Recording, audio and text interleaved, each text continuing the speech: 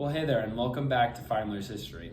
We've been going through Unit 5 of the APUS History curriculum, and today we are going to look at, you guessed it, the Civil War. Okay, in the last video, we talked about the rising sectional tensions involving slavery, and now in this video, we're gonna talk about the election of 1860 that precipitated secession and the Civil War.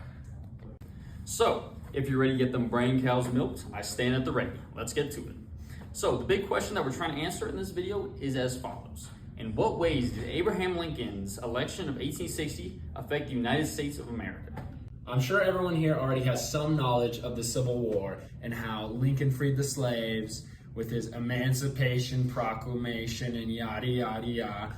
But no, hold your horses. It really isn't that simple. Okay, to start off, we're gonna cover the election of 1860. The election of 1860 involved the Republican, Democrats, Southern Democrats, and the Constitutional Union Party.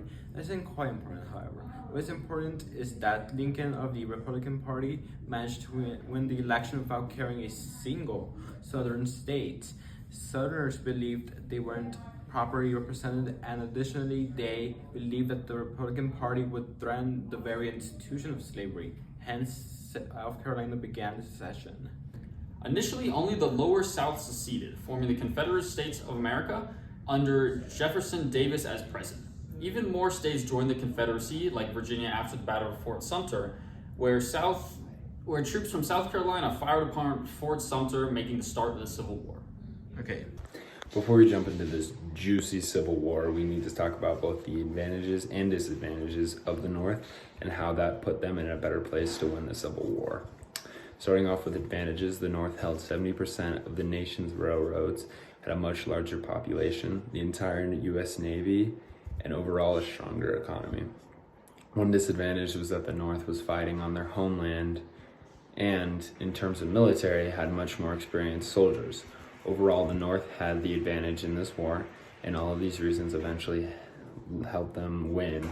However, the South did have the initial upper hand due to their experienced generals. Now, my boy Carlos will talk about the war aims. The war of the aims of the Union were simple. Lincoln and most people in the North sought to preserve the Union and the insurrection. They still believed the South to be part of the Union. Now, there are some misconceptions that ending slavery was a main war goal. No, the initial sole war aim was only preserving the Union. Slavery only became a war aim after the Emancipation Proclamation. The Confederate war aims were much simpler. They merely had to defend themselves from the Union's onslaught and exhaust the Union to force peace talks. Their war aims can be summed to ensure their independence and protect their right to slavery. There were even Democrats in the North, normally known as the Copperheads, who sought to pursue peace with the Confederacy and end the war.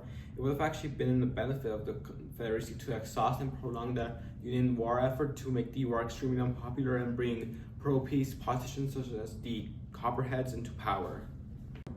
Next, we're going to talk about slavery. This was a major problem during the time because the Confederacy's goal was to keep the institution of slavery. While after the Emancipation Proclamation was issued in 1863 after the Battle of Antietam, the Union's goal war aim slightly changed to also include the abolition of slavery and freeing the slaves.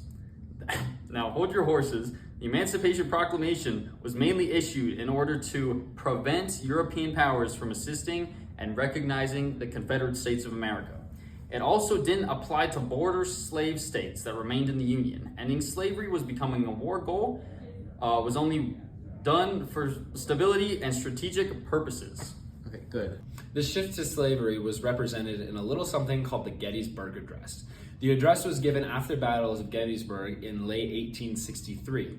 This battle wasn't so civil, with this battle being one of the bloodiest battles in the Civil War. This victory for the North was significant for two reasons. The battle further eliminated the threat of European intervention for the war and also put the North into a place where they could easily push forward into the South, instead of having to play defense. The address honored the soldiers who had died in the battle and called for a commitment to the ideals of equality of all citizens. Okay, as the war progressed in 1864, General Ulysses Grant pursued a strategy of total war. Union forces would desecrate livestock, fields, and other civilian agriculture. This was further supported by General William Sherman's March to the Sea. In 1863 to 1864, Union soldiers started going down the Mississippi River to split the Confederacy in half. This was finally achieved in September 1864, where Sherman managed to capture Atlanta. He then marched through the southeastern states, Georgia, the Carolinas, and to like the Atlantic, like Sherman's march to the sea. And he then meanwhile, General Grant marched through Virginia, combating General Lee, capturing Petersburg, and finally Richmond, the capital of the Confederacy, in 1865. Lee, the general of the Confederates, will finally surrender on April 9, 1865, thus ending the Civil War. Well, that's it for this video. I hope your brain cows got milked, and stay tuned for the next video where we talk about Reconstruction in the United States and post-war effects of the Civil War. If you want help getting an A on your exam and a 5 on your exam in May, then click right here and grab a review packet. And finally, if you want me to keep making these videos for you, then let me know by subscribing. Heimler out.